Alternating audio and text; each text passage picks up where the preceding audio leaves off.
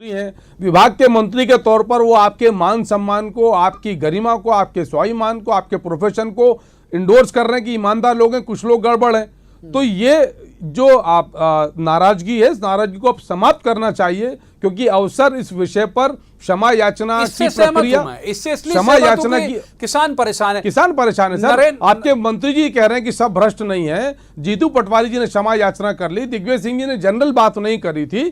तो अब इस विषय में जब मध्य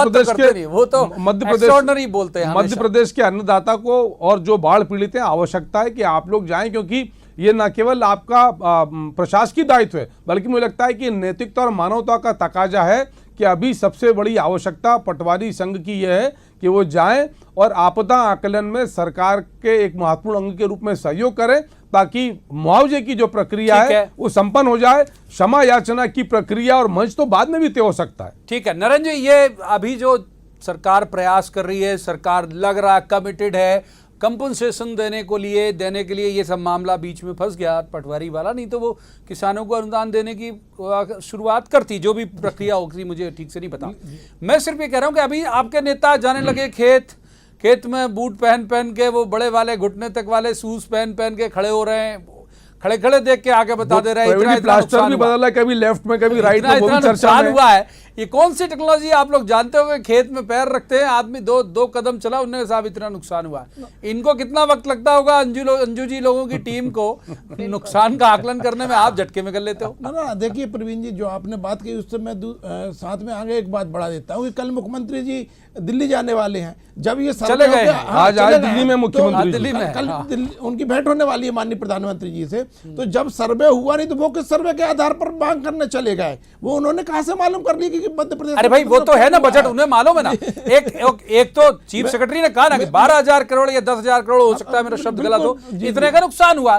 तो एक मोटा तो निकाल लिया उन्होंने। अब उन्होंने देखा होगा कि हमारे पास है क्या इतने नहीं देने लायक। जब यदि वो मांगने चले गए वल्लभ भवन में बैठे हुए यदि सचिव इतना आकलन कर सकते हैं, तो जो किसान पुत्र हैं जिन्होंने जीवन भर किसानी किया है, वो लोग तो आसानी से कर सकते हैं। अच्छा, एक खेत में घुस के गांव का आकलन हो जाता है। जब विभिन्न जगह बात होती है प्रवीण जी, उससे निष्कर्ष निकल के आता। लेकिन मैं आपने जो बात की उसमें एक बात जोड़ना चाहता हूं। मुझे तो कांग्रेस के नेताओं की बुद्धिमत्ता पर शक नहीं है, परंतु इनकी नियत पर शक होता है।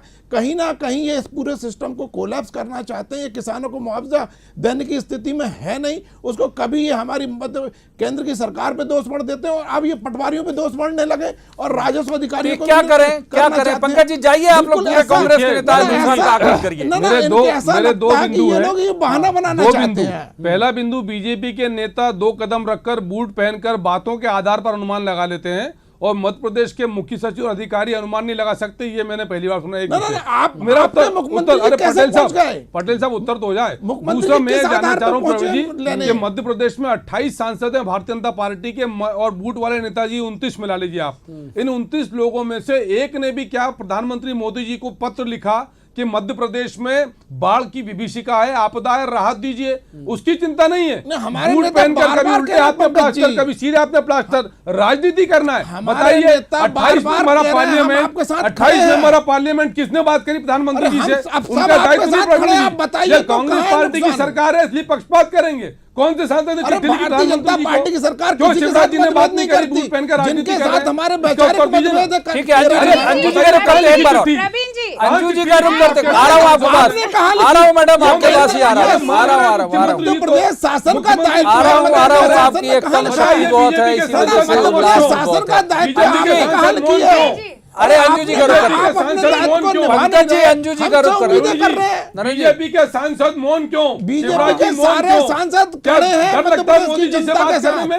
अरे भाई दर्शक देख रहे हैं जिनमें किसान भी बहुत सारे हैं। हमारे न्यूज चैनल को हम ये जानना चाहते हैं, ये अंजू जी यदि आप क्या एजेंडा है आप लोगों का? क्यों नहीं, कब वापस होगी? बहुत बड़ा कोई ठीक है मामला होता तब, जब वो जिद में अड़ जाता मंत्री की नहीं मैं नहीं बोलूं, मैं नहीं माफी मांगूंगा, मैंने जो कहा वो सही कहा।